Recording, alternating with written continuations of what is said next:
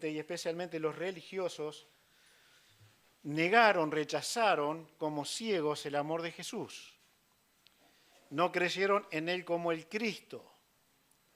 No se expusieron a un examen de fe para entender si la fe que tenían era verdadera.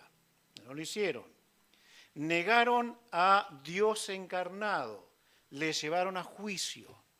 Recuerdan que pasó por una cantidad de momentos y algo que tenemos que entender, saber, no es de todos la fe. La Biblia lo dice.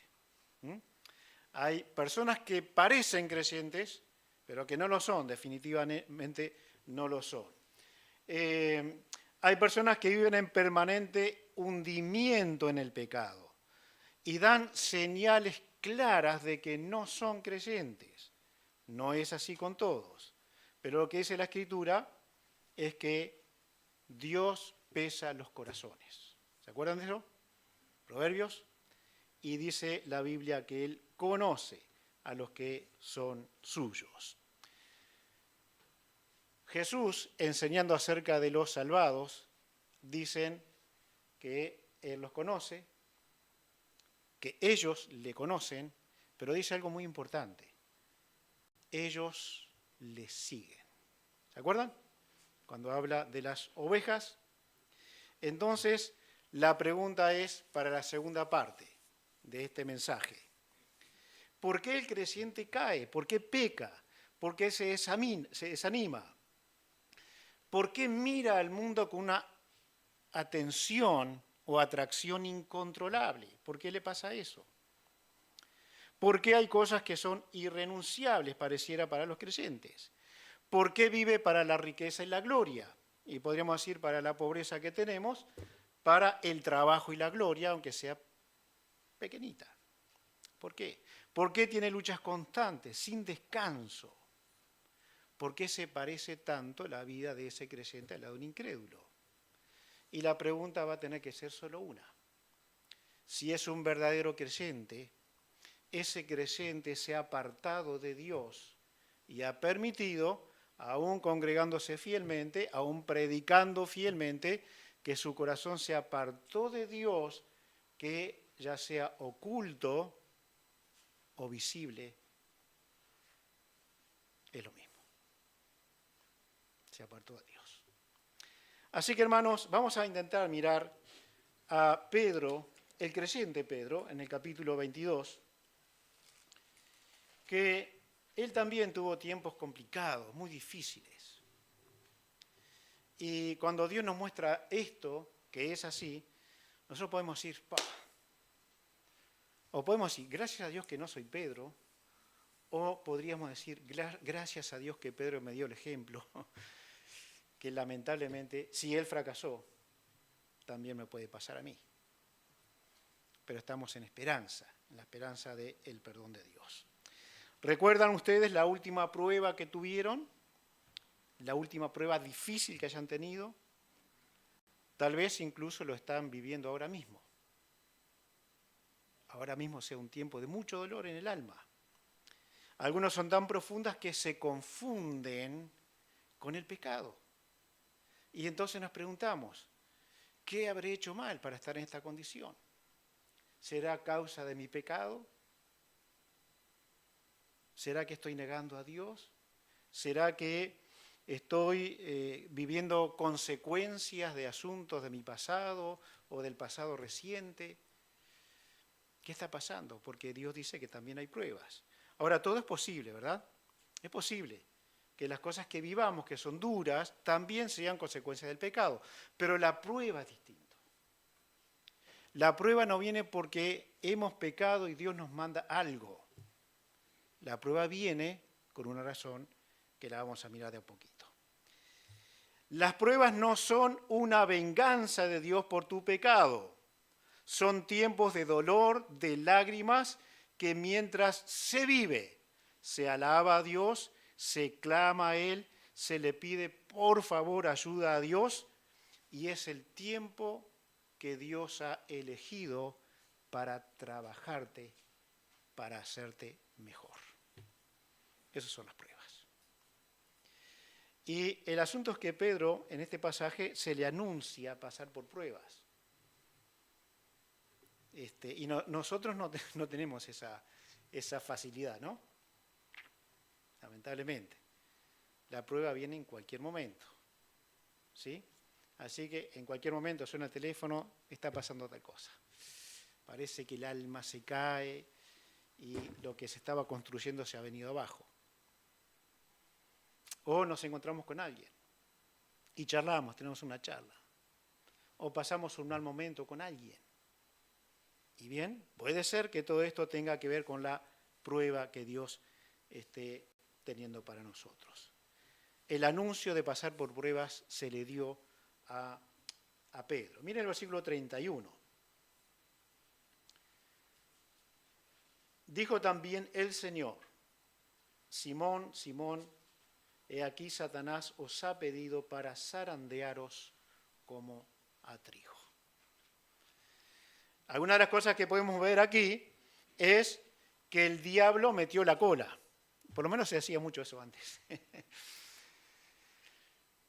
El diablo pidió a los discípulos, no era solo Pedro, para ser probados.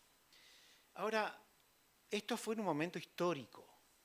No encontramos en el ministerio de Jesús, por lo menos escrito, que Jesús haya dicho algo así.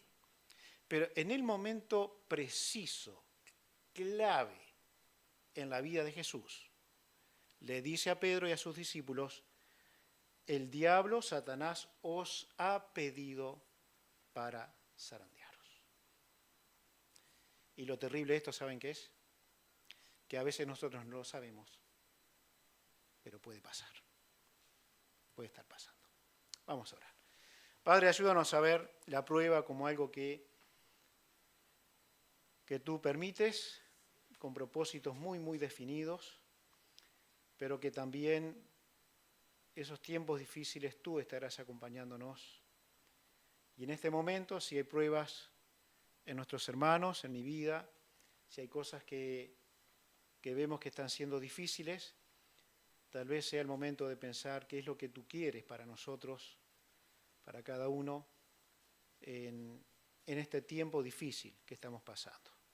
Así que glorifícate, Señor, que tú seas el que nos ayuda, nos habla, nos bendice y nos das tranquilidad y paz en nuestros corazones. Oramos en el nombre de Jesús. Amén. Amén. Bien, se dan todos los condimentos para una gran derrota. No sabemos hasta dónde, pero aparentemente el diablo podía saber que Jesús iba a morir en la cruz, entonces hoy iba a ser su obra de redención, así que trató de evitarla por todos los medios posibles en el misterio de Jesús. También, si llegaba a este momento, y por supuesto que Satanás, si lo pidió porque andaba ahí en la vuelta, no puede estar en todos lados, y no puede conocer todas las personas, ni saber lo que dice cada persona. Dios sí, porque Él es omnipotente, omnipresente, pero el diablo no. Así que se ocupará de lo que él puede ocuparse cuando puede ocuparse, cuando no mandó sus demonios. Ahora, ¿qué lo hace él personalmente?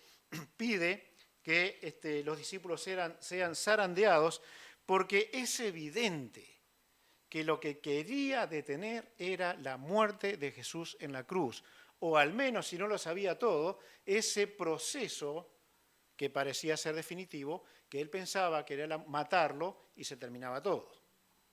Chau Jesús, chau redención. Así que aparece el diablo. Hay momentos en nuestras vidas que pareciera ser que no hay otra que pensar que el diablo está metiendo no sé cómo es el diablo, es un espíritu, así que pues en la cola no puede ser, bueno, no tiene eso como lo dibujan, ni cuerno, ni nada de eso. Así que se está metiendo. El mismo Pablo, él decía, fui impedido por Satanás.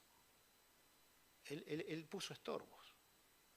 Y recuerdan cuando el mismo Pablo dijo que le fue enviado un mensajero de Satanás que lo bofetee. ¿Se acuerdan? Así que, hermanos, si Pablo, Pedro, los apóstoles tenían dificultades con Satanás, capaz que eran más fuertes, pero capaz que nosotros somos bastante fáciles para él. Esperemos que no, que eso no ocurra, con la gracia de Dios, ¿no? Lo ilógico sería que en el peor momento de la vida de una persona sea abandonada. En el peor momento de una persona todo el mundo le abandone. Y el diablo quería esto. En el momento más difícil de la vida de Jesús, quería el abandono por desánimo, por otras cosas, de los discípulos. Nosotros podríamos pensar, seguramente cada uno, cuando hemos tenido momentos difíciles y tal vez lo vivimos solos. Nadie estaba cerca. Nos sentimos abandonados. ¿Alguien te ha abandonado? ¿Has experimentado esto? Así que, Pedro, tu fe será probada. ¿Serás aquel que caminó en el mar? ¿Serás el que dijo, ¿a quién iremos? Solo tú tienes palabras de vida eterna. ¿Serás aquel a quien le fue revelado el cimiento para la iglesia? Tú eres el Cristo, el Hijo del Dios viviente. ¿Serás ese, Pedro? Porque el diablo me pidió para que sea zarandeado, junto con los discípulos. ¿Por qué habrá sido esto? Bueno, el ejemplo que da Jesús, el proceso de zarandear el trigo, tuve que mirar algunas cosas, leer algunas cosas, porque la verdad que en esta época moderna, donde una máquina hace todo, ir hacia atrás a ver qué se decía. Y hay lugares todavía que procesan el trigo de la manera antigua. Procesan el trigo de la manera antigua. Así que van, cortan las plantas donde hay espigas, van cortando, las almacenan en un lugar. Algunas personas estaban enseñando cómo se hacía y ponían sobre nylon, lo tiraban allí, cantidades, y después agarraban un palo cada uno, grande, y empezaban a pegar. ¡Pah! ¡Pah! Sobre el trigo. Pegaban y pegaban y pegaban, que si el trigo pudiera hablar, diría, por favor, yo me puedo sacar la ropa solo. El asunto era descubrir el grano. Y ese es solo el primer proceso. Golpes y golpes y golpes y golpes. Pedro, que sabía bien de qué se trataba por la forma de vivir entonces, te van a zarandear como trigo. Y la zaranda era todavía un momento un tiempo después de los golpes con palos. El golpe con palos hacía que la planta, el grano, se separara de la planta. Después había que sacar toda esa planta y trabajar con el grano. Y ahí venía la zaranda. Seguramente ustedes han visto a alguien que quiere colar la arena, lo pone sobre un tejido finito y mueven la arena y va cayendo lo que no tiene que estar y queda lo que se va a usar. ¿No? Eso lo han visto. Pero esto parece que era no solamente agarrarlo de una manera tan prolijita como la arena, era con mucha fuerza. Con mucha fuerza. El grano tenía que ser pelado. Y después eso volvía al suelo, y si ustedes escucharon lo que decía Juan el Bautista, ¿cómo es la palabra? Sí, pero hay otra palabra. Dice, está en su mano. No importa. Esto era, lo que hacían, era una pala de pinchos, ¿cómo? Pala de pincho, que tiene 4 pinchos. De diente, ahí está. Y agarraban eso, y tenía que haber viento, y lo tiraban hacia arriba. Todo lo que sobraba iba a volar con el viento, y caía el trigo, que era más pesado, y ahí lo tenían para trabajar mejor. Ahora, imaginen ustedes a Pedro y a los 12, o a nosotros, que eso sea real. Nosotros somos el trigo. Empiezan los palazos, y el diablo se va a ocupar de que esos sean palazos de verdad. Y luego hay que sacar lo que va sobrando. Ahora, lo que tenemos que entender en esto, que esto era para Pedro, no era un castigo, ni para los discípulos. Era la prueba de la fe que tenían. Era la prueba. Eran tiempos difíciles. ¿Por qué? Porque el Señor Jesucristo sigue hablando con Pedro, que ya lo vamos a mirar ahora. Hombres que fueron zarandeados en una forma terrible en su vida, bíblicos. Job, ese hombre fue zarandeado, ¿no? Pablo, otra vez, he sido impedido por Satanás, me fue enviado un mensajero de Satanás que me abofetee. Pruebas, ¿para qué? Siempre fue para sacar lo mejor. Cuando Job sale de la prueba, sale como un hombre bendecido. Y parece que Pablo salió de la prueba cuando se murió para ver a su Señor para siempre. Pareció que siempre estuvo con ese mensajero de Satanás. Así que por más que dolor que haya, la Biblia dice, no os sorprendáis del fuego de prueba que os ha sobrevenido como si algo extraño aconteciera. Es normal. Lo que no podría ser normal, que la iglesia entre sí trate de probarse uno a los otros. ¿Qué quiere decir? Que agarres a alguien como trigo y agarres el palo y le empieces a dar. Deja que Dios lo pruebe. Deja que el diablo haga su obra, usado por Dios, para hacerlo mejor. Ayúdalo a ser mejor al otro cristiano, al otro hijo de Dios. Versículo 32, hay una oración allí, en la charla de Jesús con Pedro. Pero yo he rogado por ti que tu fe no falte. He rogado por ti. Si alguien podría orar bien, sería Jesús, ¿no? Luego, un poquito más adelante, está la oración de Jesús en Getsemaní. Y su oración no tenemos escrito qué era lo que estaba orando, pero fue un tiempo de 1 hora de oración cada vez. Un tiempo largo. Seguramente viendo el plan de Dios, reconociendo el plan de Dios, sometiéndose al plan de Dios. ¿Estarían sus discípulos en sus oraciones también? No sabemos. Pero dice Jesús que he rogado para que tu fe no falte. Y le da una orden también. Cuando pase esto, una vez vuelto, confirma a tus hermanos. Esto era entonces un ruego para que él mantuviera su fe verdadera y esta fe llevaría la responsabilidad de volver a su lugar para trabajar, confirmar a sus hermanos, a los creyentes. Entonces, el tiempo se hacía bien difícil. Las cosas parecían venir bien duras para Pedro. Ahora, ¿cuál fue la respuesta de Pedro? La tienen ahí, ¿eh? ¿Alguna vez te has sentido tan fuerte que dijiste esto? Jamás voy a abandonar. Jamás voy a abandonar. ¿Alguna vez lo dijiste? Capaz que sí. Y lo único que has probado, que caes tan miserablemente que no puedes sostener lo que tú crees que va a pasar. Si no estás bien confiado en Dios y en la voluntad de Dios, por supuesto. Él le dijo, Señor, 33, dispuesto estoy a ir contigo, no solo a la cárcel, sino también a la muerte. Uf. Siempre me acuerdo de aquel hermano joven que vino de Perú, que él iba a ir a Corea del Norte.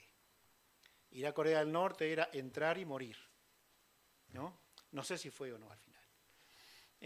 Pero si fue y sostuvo su palabra o sus deseos, o Dios lo guió, vamos a hacerlo de esa manera, bueno, quiera Dios que esté cumpliendo un gran ministerio, ¿no? Pero a veces hablamos algo o pensamos algo que después hay algo que lo destruye. No lo podemos sostener.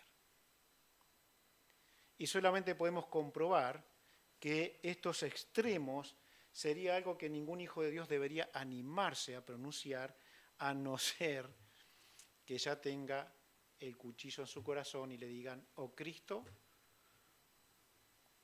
o la vida. Y tú digas, Cristo, mátame. Pero hasta que no está la amenaza, podemos hacer pensar cosas que después no se irían a cumplir. Él estaba comprometido con Jesús. Esta era una decisión humana y lo vemos con el tiempo.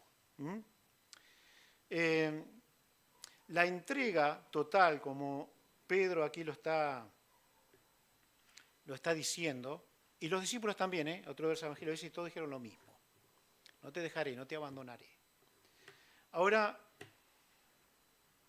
a veces estas cosas son muy emocionales, no son pensadas, no son razonadas, son emocionales. Y entonces, más aquí o más allá, se va a fracasar. Yo recuerdo, capaz que los que eran jóvenes en mi tiempo, los más grandes, en los campamentos, de jóvenes especialmente, está la estufa allí en el frente del comedor, ¿se acuerdan? Bueno, las reuniones eran ahí. Y al fin de los campamentos se ponían una cantidad de palitos, un poquito más grandes, y el que iba a entregar su vida al Señor, agarraba un palito, pasaba frente a la estufa y lo tiraba al fuego. ¿No? En algunos casos que hemos conocido, capaz que si la persona se tiraba al fuego era mejor. Pero era muy emocional. Bueno, tanta gracia, nunca hace un chiste mejor. Era muy emocional. La gente se movía por emociones, los jóvenes. Gracias a Dios, lo comenté hace poquito con alguien, lo comenté hace poco, gracias a Dios que se dejó de hacer. Porque ni bien se salía de allí, ya se veía que no había pasado nada. Entonces, más vale no prometer nada, más vale no comprometerse en nada, y seguir fielmente a Dios sin prometer. En la relación con Dios, en el corazón sí. Estuve en Estados Unidos en un campamento que tenían 1.500 acampantes. 1.500. ¿Saben cuántos jóvenes pasaban? Cientos, cientos y cientos. Hacía un ruido cuando caminaban por los pasillos. Era un ruido de caminar. Era un ruido impresionante. Y los jóvenes tiraban. Tiraban y tiraban. Y estoy seguro que si todos esos jóvenes permanecieron fieles, Estados Unidos sería diferente. Y si todos nuestros jóvenes que tiraron ese palito hubieran permanecido en un compromiso, Uruguay sería diferente. Ya sería diferente, hace un buen rato. Ninguna decisión puede ser tomada si no hay un apego a la Escritura. Ninguna decisión puede ser tomada emocionalmente. ¿Sí? Capaz que hoy usted va a tomar alguna decisión en su corazón. Está bien, tome la decisión en su corazón, pero no se meta enseguida. Piense, piense, piense. Si eso es escritural, si eso es de Dios, si usted está capacitado para eso, etcétera, etcétera. Piense. Y una vez que eso ocurre, se da con los puntos a la batalla. Dios le va a acompañar. El Señor Jesús ya había demostrado la disposición de estar con Pedro y de entender sus posibles debilidades. El versículo 32, he orado, he rogado por ti, para que tu fe no falte. Es una muy clara situación para Pedro, muy clara, del punto de vista de Jesús. Pero no le escondió nada. Pedro, se vienen tiempos difíciles para ti. Ahora, nosotros sabemos qué fue lo que pasó. Y sabemos cómo enfrentarlo. Y el contexto está mostrando cómo hacerlo también. En los versículos 39 en adelante, versículo 40, por ejemplo, cuando llegó a aquel lugar les dijo, orad que no entréis en tentación.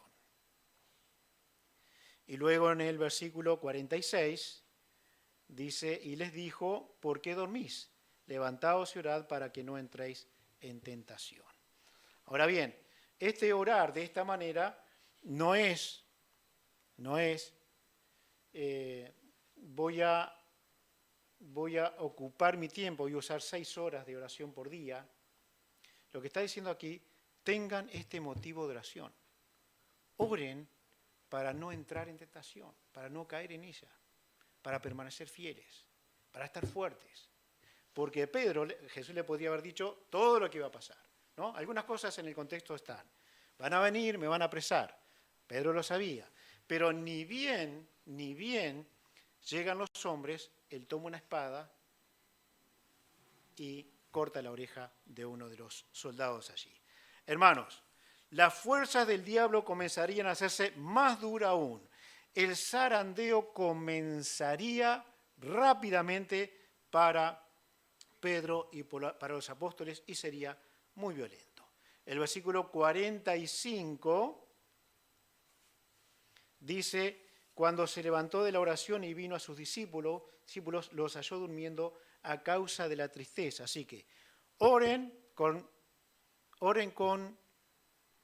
propósito. No me permitas caer en tentación. No me permitas. No quiero ensuciarme. No me permitas. Pero también el pecado trae tristezas que a veces es el pecado y otras veces son otras situaciones. Y dice Jesús aquí, la palabra, al final del versículo 45, ¿cuál era la razón por qué se durmieron? ¿Cuál era? Tristeza. Tristeza. La tristeza es una emoción muy triste, muy oscura. Muy oscura. La tristeza hace que prácticamente sea solo yo quien conoce eso. La razón, los motivos. Aún hablándolo con alguien, la tristeza es personal. Y es oscura, es fría, da terror. Y mucho más cuando hay una tristeza que no se puede controlar. Otra vez, Pedro podría estar, y los discípulos que estaban allí, acompañando a Jesús en la oración, dormidos, ellos tal vez estaban pensando en los versículos anteriores. Jesús le dijo que iba a ser entregado. No iba a estar él. Cuando le dice, van a ser zarandeados, yo voy a morir por ti. Y cuando habla de las cosas que podían empezar a tener ahora, porque antes vayan así como están, no se importen nada, pero ahora lleven alforja, lleven esto, lleven lo otro, y el que no tiene venda su capa y compre una espada. Que dijo Pedro, acá hay 2, tenemos 2. Y agarró una y lastimó, pero no es esa la espada. Pedro, no entendiste, no era esa. Y símbolo que es la espada en la Escritura, es de la Biblia, de la palabra de Dios. Así que lo que nos va a mantener a los hijos de Dios sin tristeza y contra la tristeza es que la palabra de Dios sea bien usada en nosotros. Porque la tristeza nos adormece. Nos adormece. Y seguramente todos podríamos decir los tiempos de tristeza que hayamos vivido y cómo la hemos pasado. La tristeza llegaría a ser un medio satánico para quien no la controla. Y si nos agarra una prueba y todavía tristes, entonces podemos pasarla bastante mal. Seguimos un poquito más. Estoy enredado con las hojas, perdón. El cumplimiento de la palabra de Jesús se da en los versículos 54 al 50 en adelante, casi 60, 61, ¿no? Allí está. Se cumple la promesa. Jesús había dicho, si leemos en el 34, dice, él dijo a Pedro, cuando Pedro dijo, yo voy a estar contigo hasta la muerte. Pedro, te digo que el gallo no cantará hoy antes que tú niegues 3 veces que me conoces. no va a pasar esto. Me negarás 3 veces y el gallo va a cantar. Lo que podemos encontrar aquí, que Pedro ahora era un hombre seguro de sí mismo, conociendo sus debilidades, pero enfrentando pasos que son más duros. Son más duros. Entonces, en los versículos 54 en adelante, vemos algunas cosas de Pedro. Él ya no era el mismo. Ya no era el mismo. Dice, y prendiéndole le llevaron y le condujeron a casa del sumo sacerdote, y Pedro le seguía de lejos. De lejos. Ahora Pedro no era el de 15, 20 versículos atrás, media hora atrás, o 1 hora atrás, o 2 horas atrás. No era el mismo. Ahora el Pedro que era capaz de dar la vida por Jesús estaba distante del Señor Jesucristo. El versículo 55 dice, y habiendo ellos encendido fuego en medio del patio, se sentaron alrededor y Pedro se sentó también con ellos. ¿Alguna vez han estado en un grupo de personas donde se dieron a conocer como cristianos y trataron de predicar el Evangelio, hablarles de Cristo, y aquello fue toda una burla? Y ya estaban ahí, ya estaba todo el pescado vendido, así que había que hacerlo. Bueno, si alguna vez les pasó, los entiendo.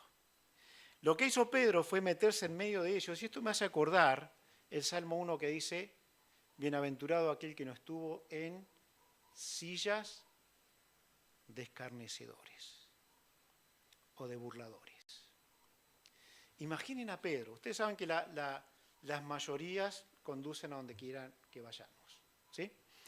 Pedro metido dentro de esa gente diciendo, agarramos a Jesús, lo agarramos. Ahora sí, quién sabe de la forma que le tratarían, ahora sí, va a ser el derrotado de toda la historia. Que andaba haciendo esto, andaba haciendo lo otro, predicando mentiras, ahora lo vamos a llevar a la cruz. Esto es un juicio hasta la muerte. Y Pedro estaba entre ellos. ¿Y saben lo que pasa, hermanos?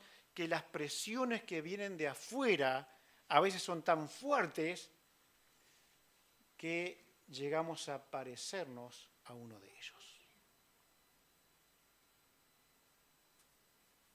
Y no somos la luz que debemos ser. Pedro se desliga de Jesús en los versículos 56 y 57. Pero una criada, al verle sentado al fuego, se fijó en él y también estaba con él, y dijo, también estaba con él, lo señaló a Pedro. Pero él lo negó diciendo, mujer, no lo conozco. Primera negación, no lo conozco. Los tiempos donde Pedro podía con orgullo y alegría ser visto por quien sea al lado de Jesús y él mismo ser capaz de decir, gurises, no molesten a Jesús, él está predicando a los grandes, vayan para allá. Y todo el mundo viendo, mirá, Pedro, cerca de Jesús. Ahora decía, no lo conozco, no sé quién es. O un poco más abajo, 3 años de ministerio junto a Jesús.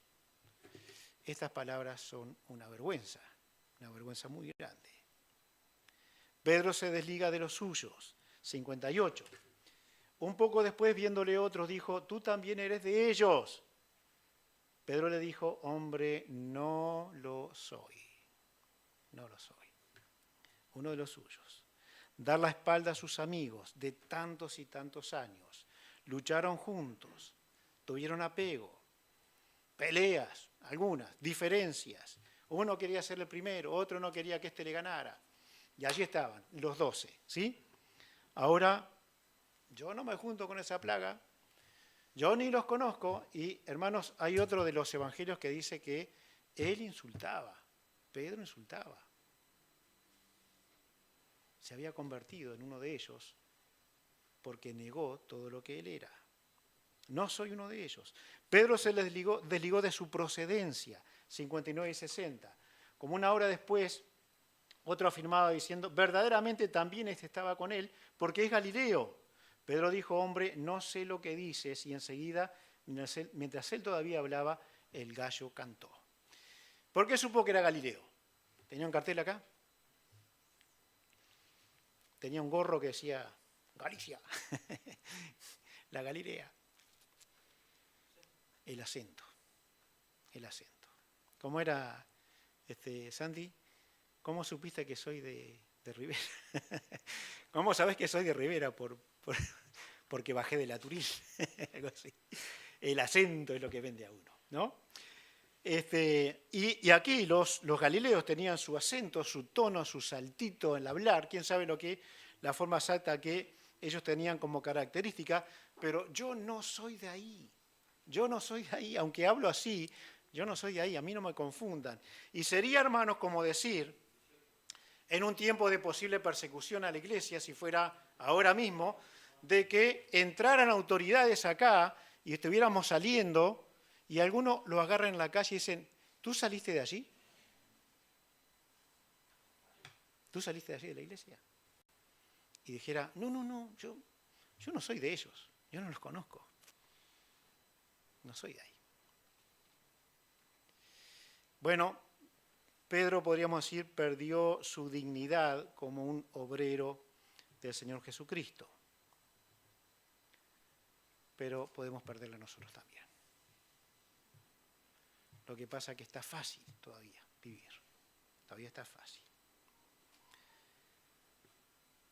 El hijo pródigo niega, hablo del hijo pródigo cristiano pródigo, niega a Jesús el Mesías, niega a los suyos y niega identificarse con sus hermanos. Se niega. Y el hijo pródigo tuvo esas cosas. ¿Ustedes se acuerdan? Bueno, él tomó lo que tenía, se fue de su casa, se fue de su padre, tuvo nuevos amigos, se olvidó de su hermano, de su familia, y cuando volvió hecho pedazos. Ahora, cuando esto ocurre, el alma se vacía. El alma de un apartado está vacía. ¿Cómo puede estar? Se viven situaciones muy variadas, pero a la vez podríamos decirnos nosotros mismos, ¿tiene esto marcha atrás? ¿Tiene solución? ¿Es posible que Pedro pudiera volver a encontrarse con Jesús? Sabemos la historia, pero vamos a hacerla viva, vamos a hacerla entre nosotros, en la actualidad.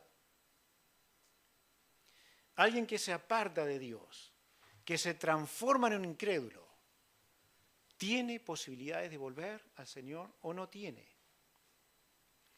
Yo creo que la tiene, pero tiene que pasar por ciertas cosas. ¿Qué le pasa a Pedro? Versículo 60, al final, dice, el gallo, mientras todavía hablaba, el gallo cantó. Y Pedro dijo, 61. Entonces, vuelto el Señor, miró a Pedro, y Pedro se acordó de la palabra del Señor que le había dicho, antes que el gallo cante, me negarás 3 veces. Y Pedro, saliendo fuera, lloró amargamente. Los pasos son claros. La profecía se cumplió perfectamente, ¿no? Se especula un poco con qué pasó con los gallos, ¿sí? Porque bueno, el gallo le anduvo mal el reloj, empezó antes el día, o cantaba un gallo a las 12 de la noche y un gallo a las 6 de la mañana, o los gallos en ese horario, si respetaban los horarios, pero si pasaba algún animal que estaba amenazando a la manada de ese gallo, bueno, iba a gritar, iba a hacer su canto antes. Así que hay especulaciones. Lo cierto es que esto ocurrió. Hubo un juicio muy largo. Tal vez el primer gallo cantó temprano, a las 12, el que cantaba. Pero el otro cantó a las 6.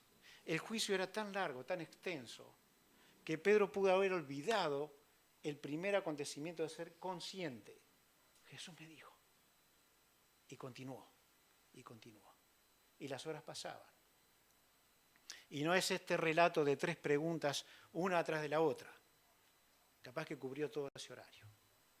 Pero a la última pregunta, el gallo cantó inmediatamente. ¿Cómo se vuelve de eso? ¿Cómo se puede volver a mirar la cara de Jesús después de eso? ¿Cómo se le puede abrazar y ser merecedor, entre comillas, del abrazo y de la amistad del Señor Jesucristo? ¿Cómo se hace después de haber negado tanto? Una cosa muy importante aquí, que el que tiene la fe bíblica va a volver al Señor sin importar la terrible vida que haya tenido. Y esto lo conocemos mucho. Pedro es mirado por el Señor. Cantamos un coro así, ¿no? Yo no me acuerdo bien la canción, pero habla de la mirada de Jesús, ¿no? Si lo pusiéramos en contexto ese coro, ¿cómo miró Jesús desde la cruz? Desde el juicio. ¿Cómo sería esa mirada? No cabe duda que la mirada era de ternura profunda, de un amor pronto dispuesto a pagar el pecado de Pedro con su propia vida, muriendo en la cruz.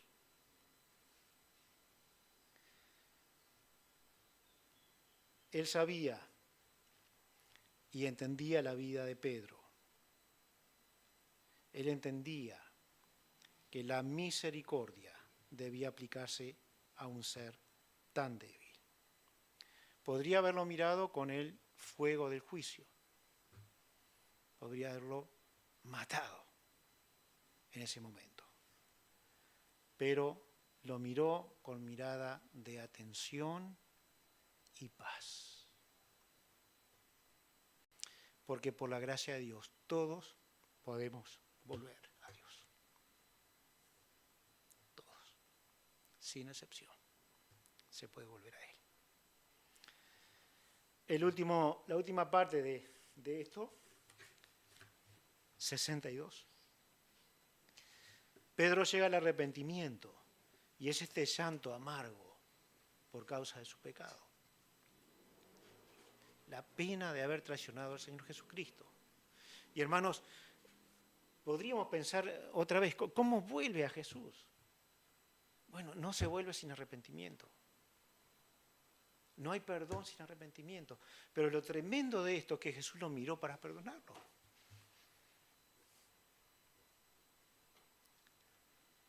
Para morir por él.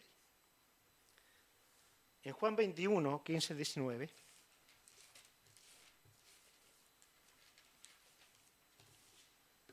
creo que estuvimos hablando con Oslen de esto.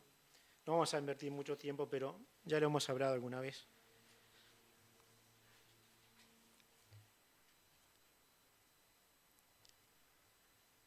Si alguien puede buscar Marcos 16, 7, por favor. Marcos 16, 7, mientras miramos este pasaje.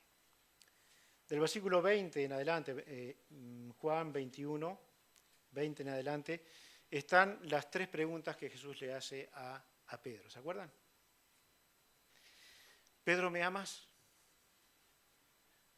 Sí. ¿Pedro, me amas? Sí, tú lo sabes todo. Pedro, ¿me amas? Tú lo sabes todo. Pero es notable cómo cuando uno mira el griego, que no son cosas difíciles, complicadas, son cosas simples que uno puede aprender, las palabras que usa Jesús y Pedro son distintas. Cuando Jesús le dice, ¿me amas?, le usa la palabra ágape. Y Pedro responde con la palabra fileo. Capaz que estaba avergonzado. Estaba triste, le había traicionado. Y otra vez, Pedro, ¿me amas? Y otra vez Pedro usa la palabra fileo. Y la tercera vez Jesús le dice, Pedro, fileo, ¿me amas? ¿Me quieres? Y Jesús lo sabía todo. Así que se puede volver siempre, siempre, siempre, siempre, siempre, siempre. ¿Voy a pecar voluntariamente e indiscriminadamente porque puedo volver otra vez? No debería ocurrir. Tenemos que saber que el pecado tiene consecuencias. El perdón por puro amor. ¿Merecía ser perdonado Pedro? No, pero igual que yo. Es lo mismo. Pero Jesús está dispuesto a eso.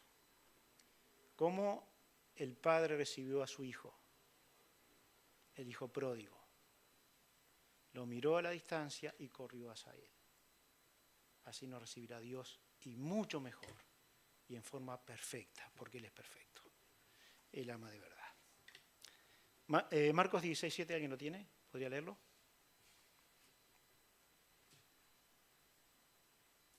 ¿Sí, José Luis? 16:7. Pero él decide a sus discípulos y a Pedro que él va delante de vosotros a Galilea. Allí le veréis como... Muy bien. Esto es antes de tener esta charla con Pedro. Jesús recién resucitado. Vayan y díganle a los discípulos. Y a Pedro, el que me traicionó. A Pedro, díganle que nos vamos a encontrar. Y esto es tremendo, ¿no? Esto es tremendo. A veces a nosotros nos gustaría salir en la foto, al lado de alguien, ¿no? Estar con alguien especial y salir al lado de la foto. Pedro salió al lado de la mejor foto que jamás se pueda obtener. Al lado de Jesús, pero fue Jesús el que le dijo, nos vamos a encontrar. Nos vamos a encontrar. Y después tuvo esa charla de plena aceptación de Pedro. Y Pedro cumplió un gran ministerio, porque Jesús lo restaura y es el principal entre los apóstoles. Era probablemente el más respetado de los apóstoles hacia él. Así que, hermanos, gracias a Dios por lo que Él tiene para nosotros. Si estamos viviendo tiempos difíciles, bueno, si es una prueba, es una prueba. Dios te va a hacer mejor, seguro, seguro. Si estás viviendo tiempos difíciles por el pecado, Pedro volvió. Pero recuerden que Pedro iba a pasar por una prueba. Lo que pasó es que no la pasó, no la superó. Así que al no superarla, cayó en pecado. Pero el propósito era hacerlo mejor a través de la prueba.